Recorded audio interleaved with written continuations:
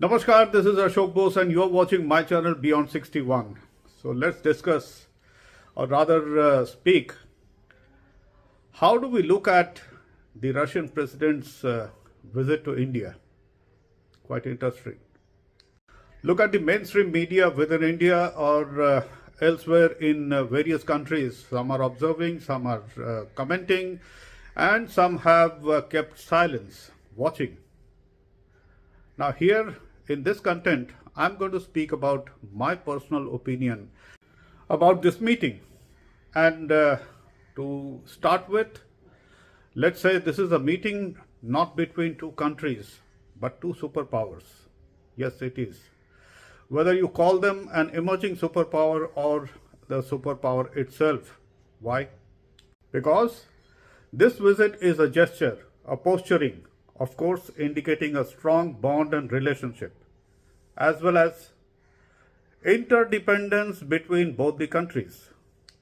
Most importantly, there are too many guesses about the trade deals and exchanges as well as agreements on various agendas. Why I said about the meeting between two superpowers. Let's see what Russia has. Russia maintains a calm and stable silence in a global scenario. This can be observed right from the days of breaking of USSR to economic sanctions, and now even after dragging it into an ongoing war for 4 long years.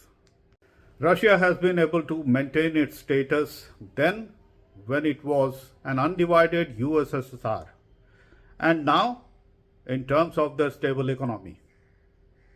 They have the lowest debts among the major powers and maintaining the debts to GDP ratio, and that despite sanctions, they are capable of continuing with the strong fiscal management and commodity revenue. On the other side, India too is continuing to maintain its growth constantly on a higher graph. The latest that we saw is Q2 at 8.2% is good enough a figure for others to ponder and accept that India is no longer that what they had perceived. Of course, for all those within India who don't have trust in themselves, unless validated by the foreigners, they have been forced to believe now that after the Lowy reports, which mentioned India as a third major power, now they have to agree. That makes India a superpower in the making, rather a major power, if not a superpower. Russia was a superpower in the Cold War era, and it's still a major power now. If these two major powers have decided to meet, the meeting will certainly raise curiosity in many minds. This is about ripples going far beyond when two powers meet, they discuss volumes, and the list is huge.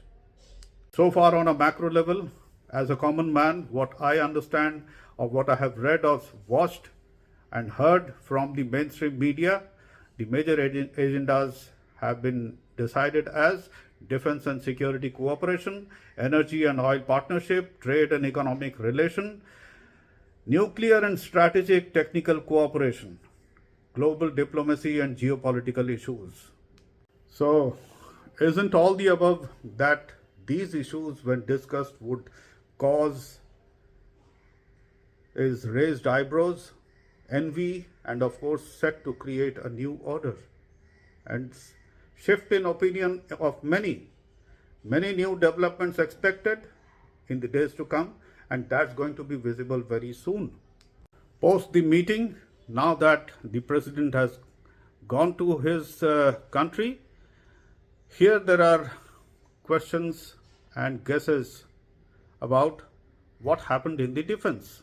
Of course, the agenda was defense and security cooperation. Were there any agreement? Was there any deal signed on the hardwares? Now on this, usefulness of such discussions are best untold in the public and left to people to guess what might come. This is what I can say as a common man. This is what I perceive as a citizen of India. And thank you all for watching. And thanks again for liking. And if you have not liked, please press the like button and kindly subscribe and support. Thank you so much. You are watching my channel Beyond 61.